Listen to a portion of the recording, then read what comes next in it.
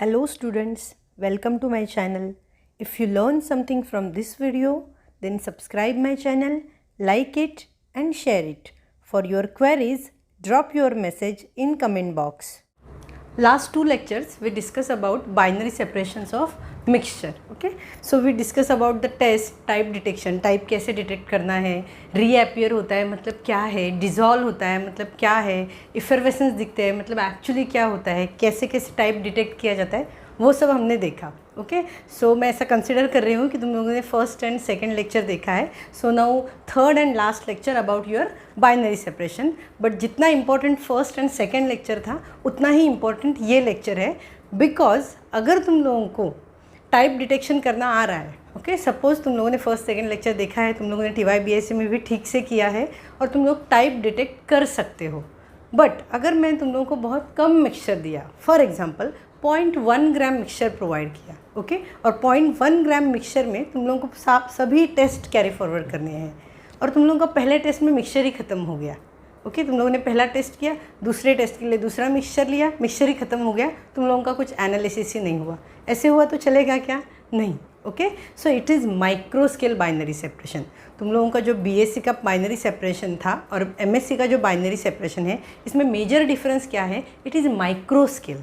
Okay, BSc में तुम लोगों को जो क्वांटिटी मिलती थी वो क्वांटिटी बहुत हाई क्वांटिटी थी, जैसे 1 ग्राम 2 ग्राम ऐसी क्वांटिटी तुम लोगों को टाइप डिटेक्शन के लिए मिलती थी और उसके बाद बल्क मिलता था एनालिसिस के लिए. ओके, बट MSc में ऐसा नहीं रहेगा. तुम लोग को बहुत स्मॉल अमाउंट मतलब it is only 0.1 gram.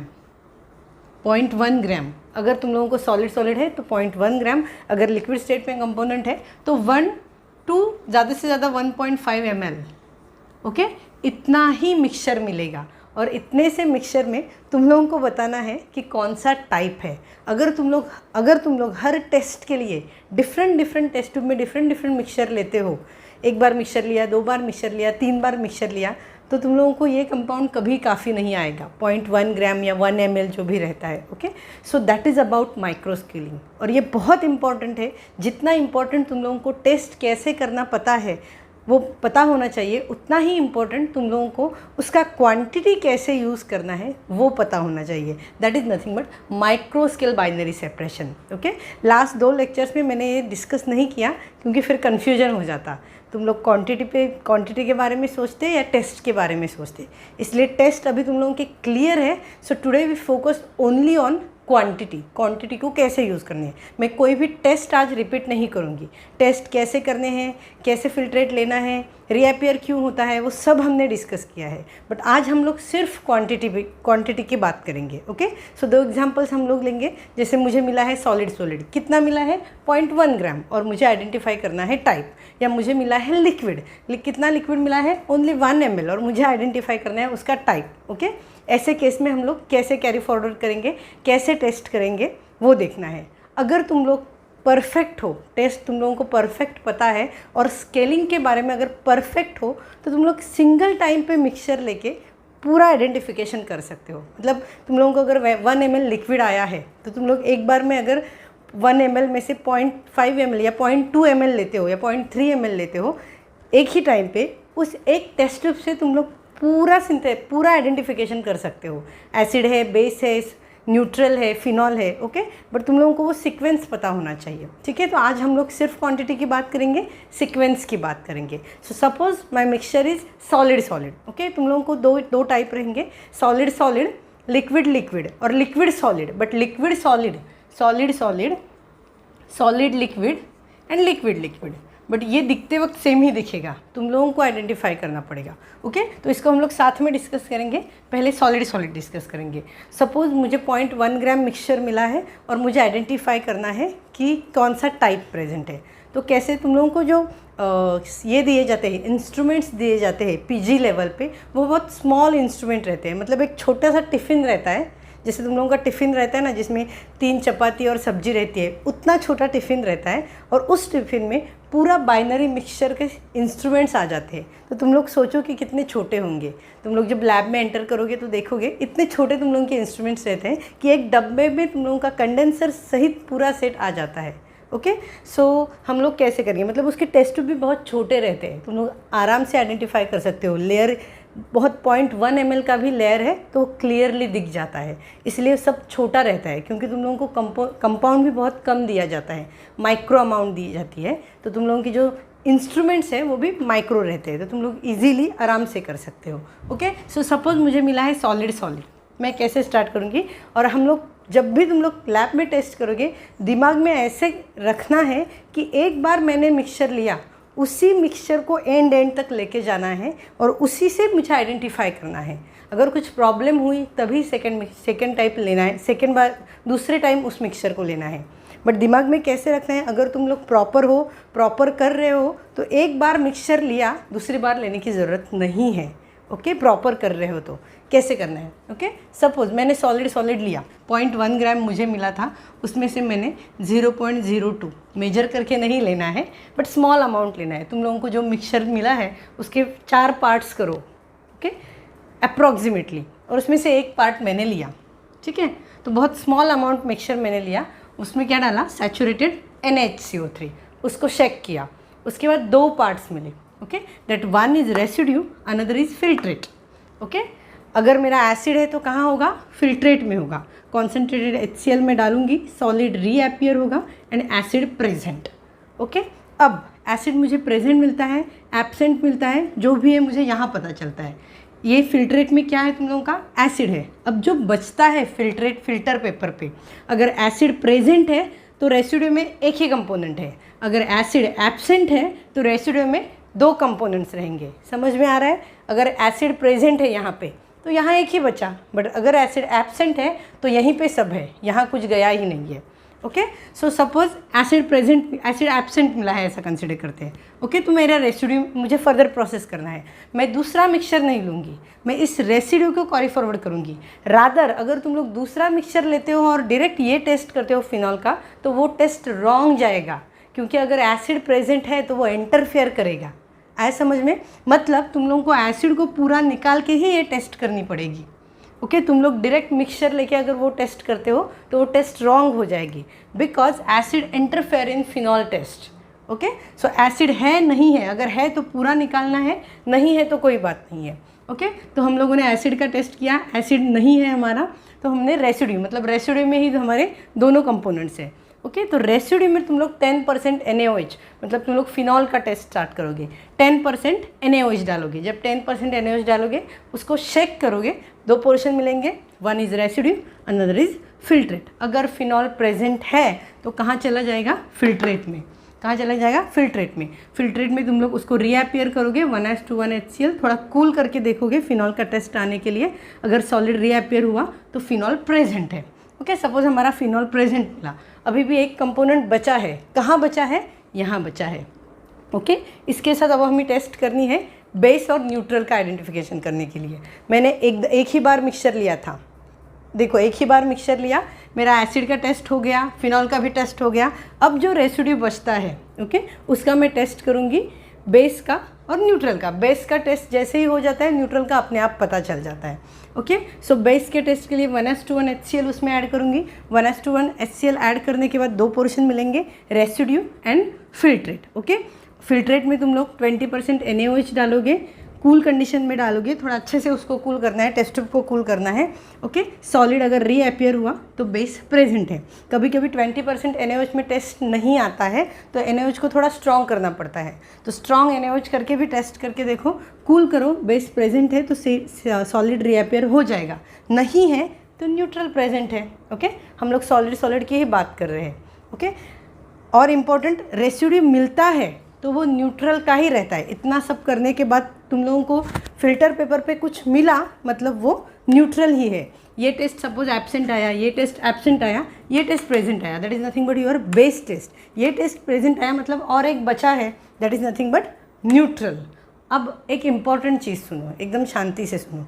Okay, अगर ये सब मैंने किया और मुझे एसिड, फिनॉल और बेस में से कुछ एक ही मिला, क्या क्या, देखो मुझे एसिड, फिनॉल और बेस में से कुछ एक ही प्रेजेंट मिला। सपोज मुझे ऐसे मिला है कि मेरा फिनॉल प्रेजेंट है, मुझे एसिड का टेस्ट क्लियर नहीं आया ही नहीं, इफरवेसेंसी नहीं दिखे, रीअपियर भी नहीं हुआ। यहाँ भी NaOH मैंने स्ट्रॉन्ग करके दिखा पर बेस आया ही नहीं, बेस भी एब्सेंट है। और क्या हुआ पता है, मेरे फ़िल्टर पेपर पे कुछ आया ही नहीं। इसका मीनिंग क्या है, मैंने लास्ट लेक्चर में बताया था। इट मीन्स मेरा कंपोनेंट जो लास्ट कंपोनेंट है वो न्यूट्रल है बट वाटर सोल्यूबल है। आया समझ में? मेरा जो लास्ट कंपोनेंट है वो न्यूट्रली है बट वाटर सोल्यूबल है, इसलिए मुझे ऐसे लगा कि वो गायब हुआ। मैंने लास्ट लेक्चर में तुम लोगों को एक्सप्लेन किया था, अगर वो न्यूट्रल वाटर इनसोल्यूबल है तो कोई इशू नहीं है, तुम लोगों को रेसिड्यू दिख जाएगा लास्ट जब बेस का टेस्ट करने के बाद। बट अगर नहीं दिखता है और तुम लोग ऐसा सोचने लगते हो कि अरे मुझे एक ही कंपोनेंट मिला है, मैंने अच्छे से टेस्ट किए, प्रॉपर कंडीशंस फॉलो किए, प्रॉपर टेस्ट किए, बट मेरा एक कंपोनेंट गायब है, that means it is water soluble neutral. क्योंकि ये तुम लोग फिल्ट्रेट ये सब क्या है, ये सभी फिल्ट्रेट तुम लोगों के वाटर बेस्ड है। ओके, तो अगर ये वाटर सोल्यूबल है तो ये फिल्ट्रेट में आ जाएगा, इसीलिए तुम लोगों को इसका अपीयरेंस नहीं मिलेगा। So that is nothing but neutral present. अगर रेसिड्यू मिलता है then that neutral is water insoluble, अगर नहीं मिलता है तो that neutral is water soluble neutral. आया समझ में? So that is about solid solid. Okay, अभी लिक्विड या लिक्विड सॉलिड डिस्कस करेंगे, बट लिक्विड सॉलिड डिस्कस करते वक्त हम लोग चार्ट यही रखेंगे। क्यों मैं यही चार्ट रखूँगी? क्योंकि मुझे तुम लोगों को ये बताना है कि लिक्विड या लिक्विड सॉलिड से डरो मत, सेम है, हम लोग सेम करेंगे। सिर्फ तुम लोगों का जो रीअपियर होता था और डिज़ोल्व होता था वो थोड़ा अलग टाइप से होगा। आई यूज़ ग्रीन पेन तो तुम लोगों को समझ में आएगा। Okay, so that is all about solid solid. Okay, अब सपोज मुझे टेस्ट ट्यूब में लिक्विड दिया है, कितना मिलेगा मुझे? 1 to 1.5 ml। ओके, अब ये टेस्ट करते वक्त कभी कुछ गड़बड़ हुआ या तुम लोगों का टेप गिर गया या समझ में नहीं आ रहा है, तभी मिक्सचर लेना है, बट स्टार्टिंग यहीं से करना पड़ेगा। आया समझ में? जैसा मुझे एसिड प्रेजेंट मिला, ये टेस्ट करते वक्त मेरा कुछ गड़बड़ हो गया, मेरा मिक्सचर ख़राब हो गया, ये रेसिड्यू ख़राब हो गया। ओके, अगर मैं फिर से टेस्ट करती हूँ तो मैं डायरेक्ट फिनॉल का टेस्ट नहीं करूँगी, मैं पहले एसिड का ही टेस्ट करूँगी। एसिड प्रेजेंट है तो उसको बाहर निकालूंगी, फिर फिनॉल का टेस्ट करूँगी। आया समझ में? कभी भी तुम लोग टेस्ट स्टार्ट करते हो तो ऐसे ही करने हैं। तुम लोग बीच में ये टेस्ट नहीं कर सकते, तुम लोग डायरेक्टली बेस का टेस्ट नहीं कर सकते। क्यों नहीं कर सकते? लास्ट लेक्चर्स में देखो मैंने रिएक्शंस लिख के दिए थे, हर टेस्ट के रिएक्शन।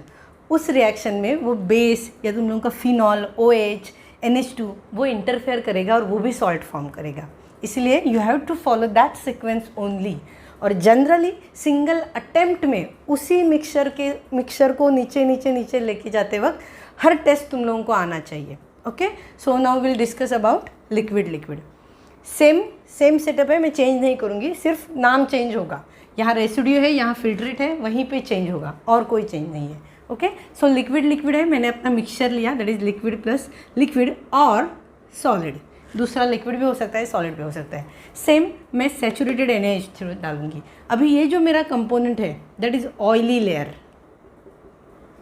ओके, और ऑर्गेनिक लेयर बोलते हैं इसको, बट कन्फ्यूजन अवॉइड करने के लिए हम लोग ऑयली लेयर बोलते हैं, क्योंकि हम लोग विजिबिलिटी से सोचेंगे तो हम लोगों को वो आदत है बचपन से, ऑयल जैसा दिखता है और वाटर जैसा दिखता है। So will call it as a oily layer, that is organic layer.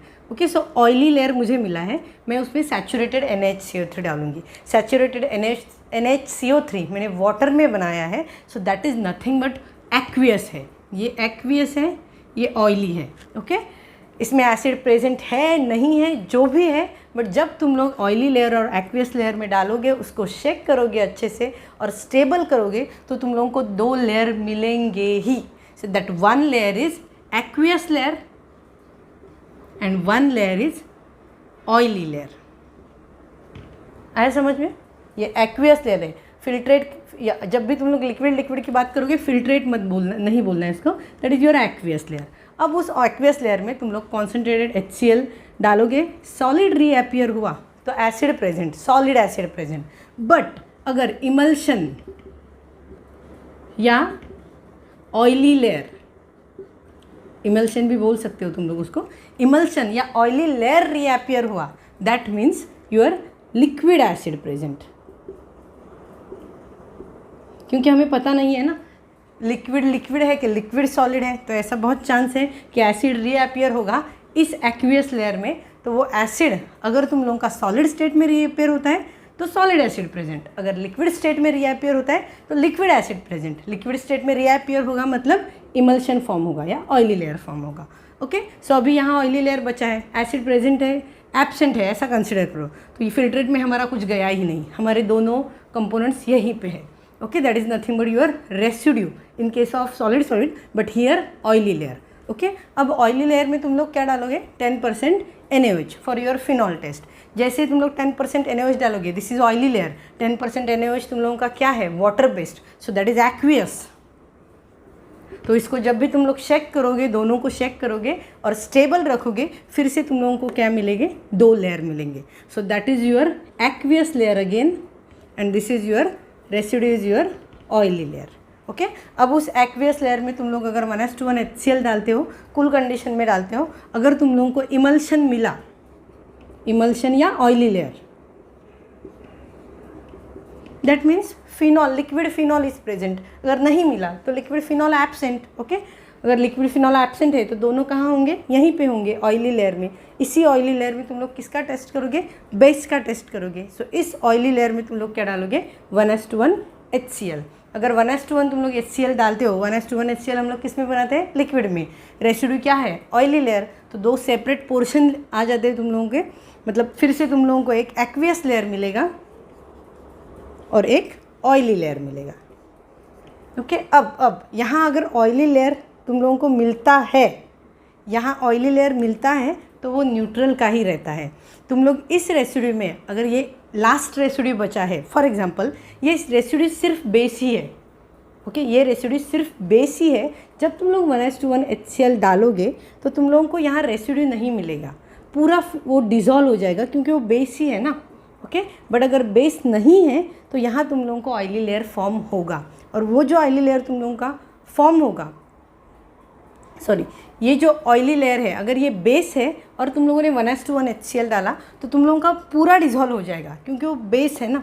Base अगर तुम लोग डिज़ोल्व, इसमें फिर एक्वियस लेयर फॉर्म होगा। और जब तुम लोग 20% NaOH डालते हो तो तुम लोगों का सॉलिड रीअपियर हुआ तो बेस प्रेजेंट है, बट अगर सॉलिड रीअपियर नहीं हुआ, इमल्शन फॉर्म हुआ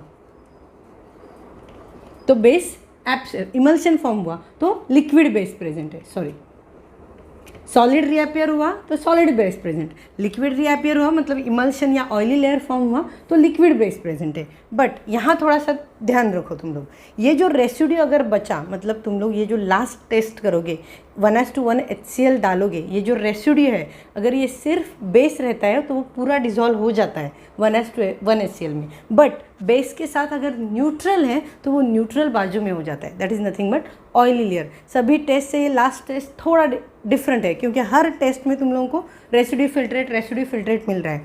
इस केस में अगर तुम लोगों का यहाँ कोई और कंपोनेंट मिला है, सपोज तुम लोगों को एसिड मिला है या एसिड कंसिडर करो तुम लोगों को मिला है, और दूसरा कंपोनेंट बेस है, अगर दूसरा कंपोनेंट बेस है तुम लोगों का तो तुम लोगों को यहाँ एक ही लेयर मिलेगा क्योंकि ये तुम लोगों का जो रेसिड्यू है वो बेस है, वो बेस 1:1 HCl में तुम लोगों का जो 1:1 HCl है उसमें डिज़ोल्व हो जाएगा और यहाँ पे वो रीअपियर होगा।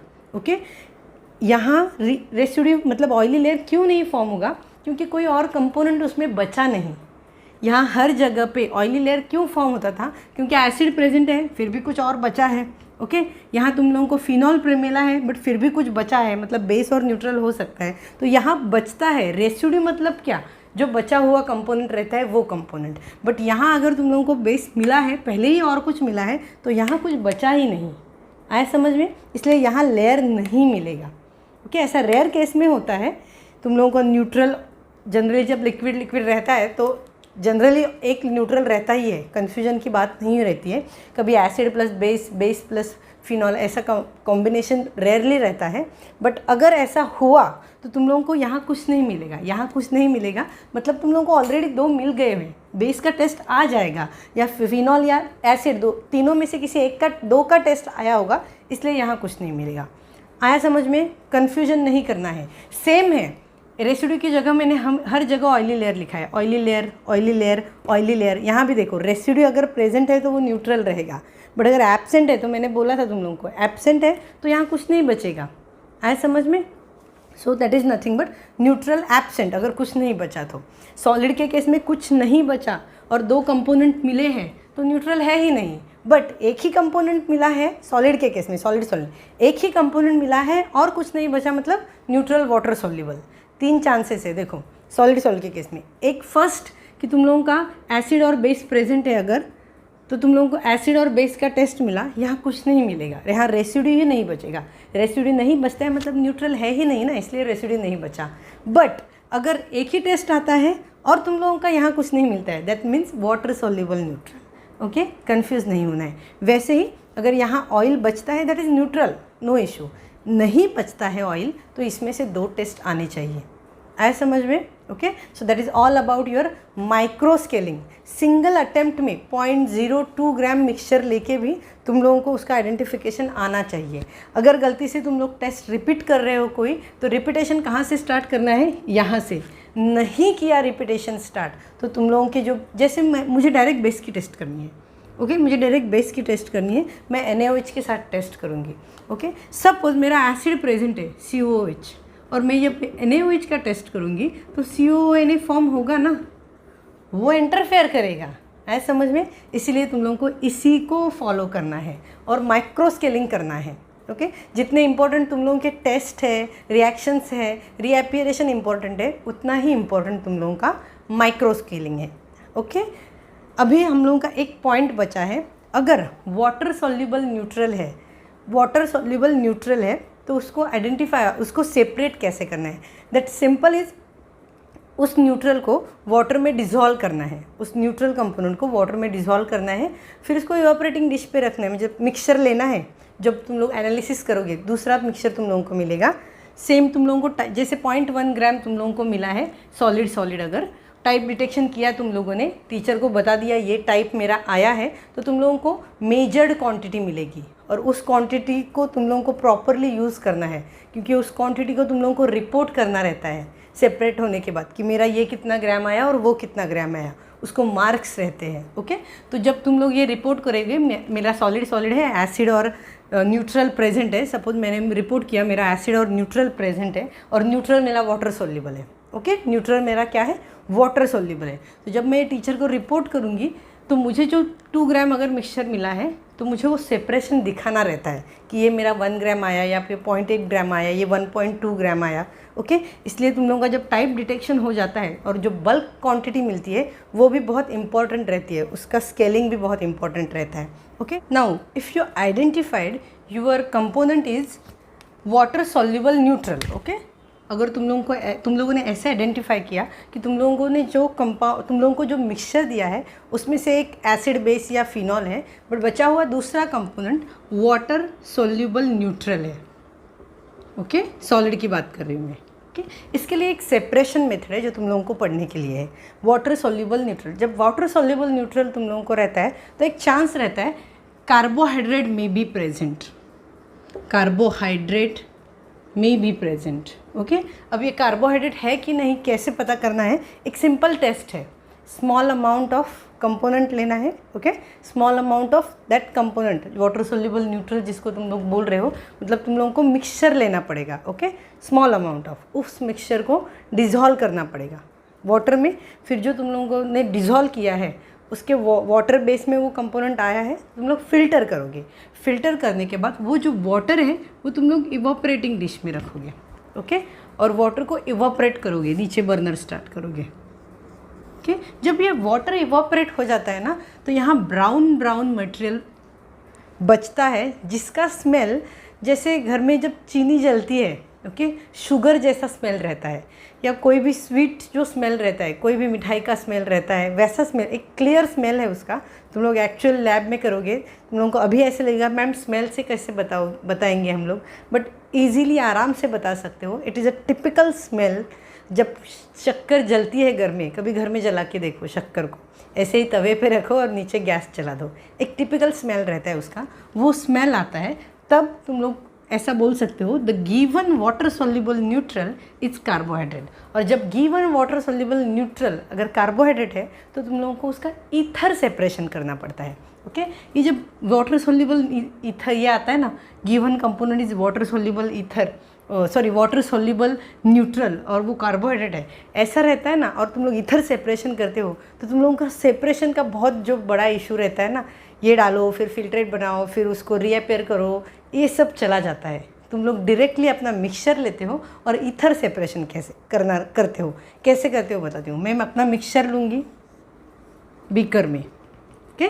अब इस मिक्सचर में suppose one is my acid या कोई और component and another is my water soluble neutral, जो मैंने रिपोर्ट किया है इट इज़ कार्बोहाइड्रेट,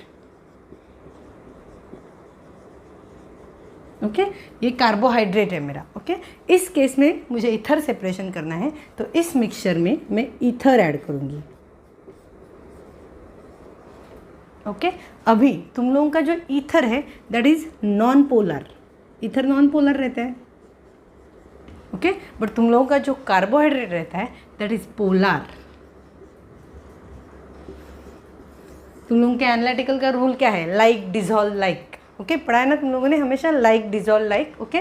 तो तुम लोगों का ये कार्बोहाइड्रेट है वो ईथर में डिजॉल्व नहीं होता है, बट ईथर में कोई और ऑर्गेनिक कंपाउंड आराम से डिजॉल्व हो जाता है। जैसे तुम जब भी ईथर डालोगे उसको अच्छे से शेक करोगे, तुम लोगों का कार्बोहाइड्रेट छोड़ के जो भी कंपोनेंट है ईथर में डिजॉल्व हो जाएगा।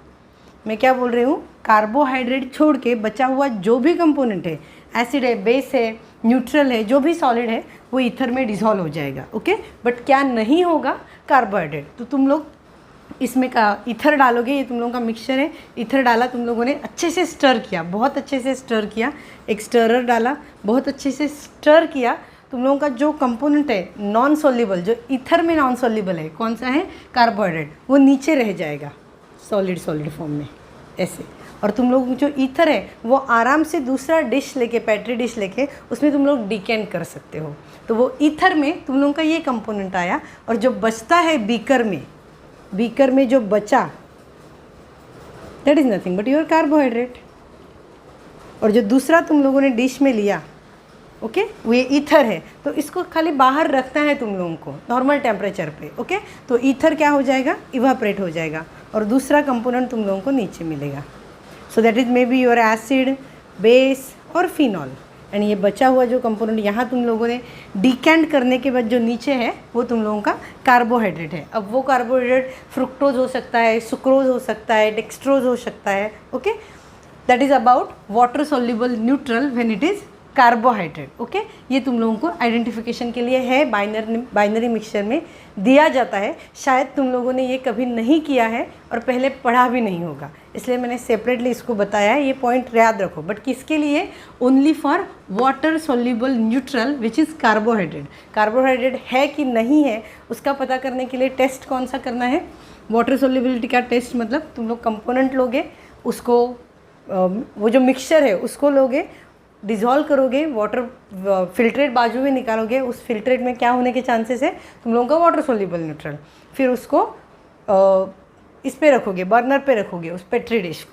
अगर शुगर का स्मेल आया तो दैट इज़ कार्बोहाइड्रेट, नहीं आया और नीचे कुछ कंपोनेंट मिला that means it is not carbohydrate. अगर कार्बोहाइड्रेट नहीं है, वाटर सोल्यूबल न्यूट्रल बहुत सारे कंपोनेंट्स हैं, तो वो कंपोनेंट्स है तो तुम लोगों को नीचे डायरेक्ट क्रिस्टल मिलेंगे, बट शुगर के क्रिस्टल नहीं मिलेंगे तुम लोगों को, वो बर्न होने लगेगा, okay. So that is all about carbohydrate. Separate कैसे करना है, ईथर डालना है, ईथर में कार्बोहाइड्रेट डिजॉल्व नहीं होगा, बचा हुआ जो भी कंपोनेंट है वो डिजॉल्व होगा। वाई, लाइक डिजॉल्व लाइक, ये पोलर है, ये नॉन पोलर है, इसलिए डिजॉल्व नहीं होगा, तो वो नीचे बचेगा। तुम लोग डिकेंट करोगे तो जो भी दूसरा कंपोनेंट है यहाँ आ जाएगा पेट्री डिश में, ईथर इवापरेट हो जाएगा, और बीकर में जो नीचे बचेगा वो तुम लोगों का कार्बोहाइड्रेट है। सो सेपरेशन हो गया। तो जब तुम लोग ईथर सेपरेट करते हो तो वो जो जनरल फॉलो चार्ट हमने देखा था उसको सेपरेशन के वक्त फॉलो करने की ज़रूरत नहीं है, सेपरेशन तुम लोग ये डायरेक्टली करोगे, ओके।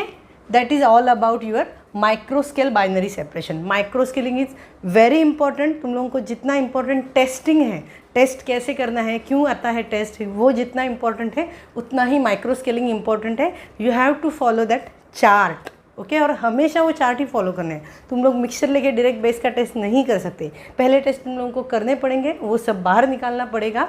एसिड है तो एसिड को बाहर निकालो, फिनॉल है तो फिनॉल को बाहर निकालो, फिर ही बेस का टेस्ट कर सकते हो। डायरेक्ट बेस का टेस्ट नहीं आएगा तो वो रॉन्ग आएगा, क्योंकि उसमें एसिड और फिनॉल इंटरफेयर करेगा, okay. So that is all about your binary mixture. तुम लोग डायरेक्टली इस लेक्चर को मत देखो, पहले फर्स्ट सेकेंड देखो, फिर थर्ड देखो, ओके।